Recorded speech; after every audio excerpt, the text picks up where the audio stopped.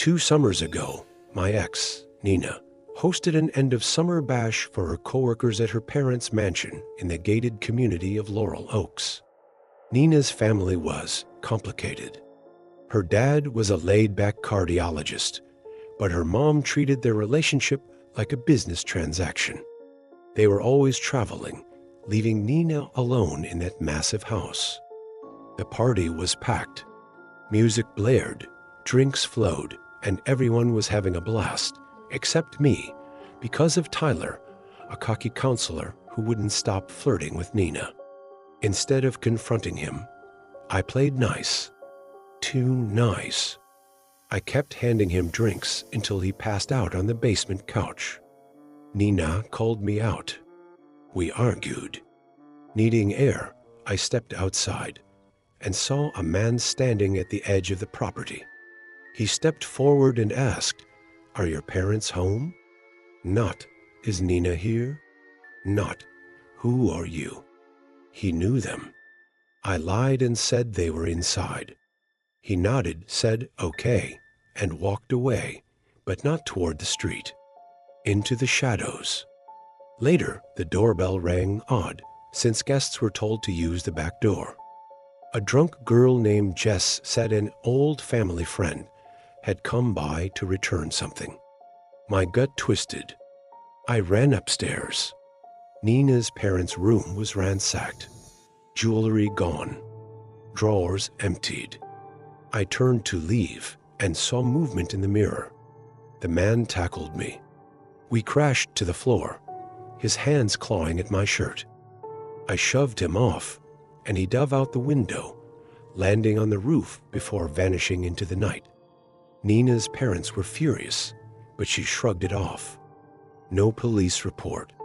No cameras. Just another red flag I ignored until it was too late. This took place during the summer after my junior year of high school, back when I still lived with my parents in our 2-story colonial house in Willow Creek, a sleepy town where nothing ever happened. My parents were the type who never left home. Mom was a teacher who graded papers at the kitchen table every night. And Dad was a mechanic who tinkered with his vintage Mustang in the garage like it was his second job. So when they announced they were taking a rare weekend trip to visit my aunt in Vermont, I was stunned. In 18 years, they'd never left me alone overnight.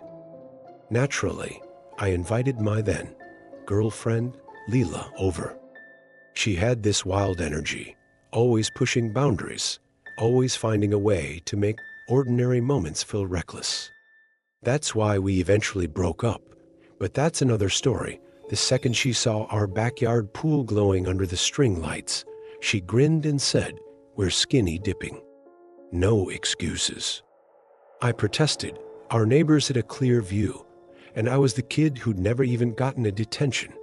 But Leela wore me down with her logic. When will you ever get this chance again? The water was warm, the air cool, and for a while, it was perfect. The pool sat right outside our floor-to-ceiling living room windows, and with the house lights on, we could see inside like it was a diorama. It felt safe, like we were still connected to home, even as we floated in our own private world. Then I saw it. A shadow. Faint but unmistakable, moving across the far wall of the living room. It wasn't a trick of the light. It was the shape of a person, slipping deeper into the house. My stomach dropped.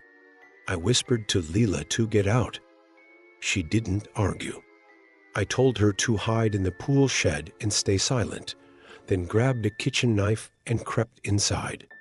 The house felt wrong. A dining room chair was pulled out. A photo frame hung crooked. A mug I didn't recognize sat on the counter. Small things, but they screamed intruder. I checked every room, every closet, but found nothing. All the doors were locked. All the windows shut. I called the police. They searched the house, the yard, even the attic. Nothing. No forced entry, no footprints. One officer suggested I'd scared them off, but I wasn't convinced. That night, Leela and I barricaded ourselves in my room. At 4 a.m., I woke to the creak of floorboards above us, then footsteps descending the stairs. I grabbed the knife and sprinted to the front door, just in time to see it swing open on its own.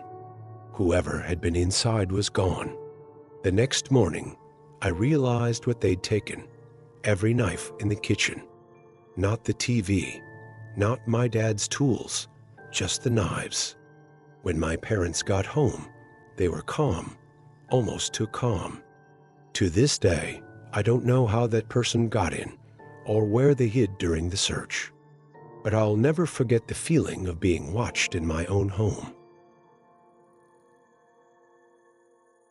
Last spring, during Magnolia U's annual Bloomfest, a chaotic mix of carnival rides, live music, and food trucks, I learned the hard way that even a safe campus isn't immune to terror.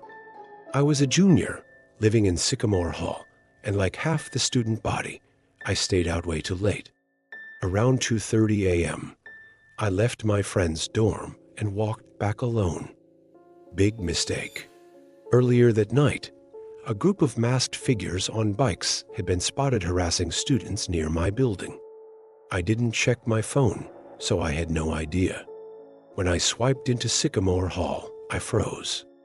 A guy in a black ski mask sat motionless in the lounge. Not a COVID mask, a ski mask. He wasn't on his phone, wasn't talking, just staring. Then he lunged toward me. I bolted into a bathroom and locked the door. After 5 minutes of silence, I peeked out. The lounge was empty. I crept toward the exit, only to see him again, now blocking the door with a chair. His bike was propped against the frame like a barricade. I gripped my pepper spray and walked past him. He didn't move, didn't speak, just watched. Outside, 3 more masked bikers circled me. One waved what looked like a gun. They laughed, shouting slurred taunts, riding just close enough to make my pulse skyrocket.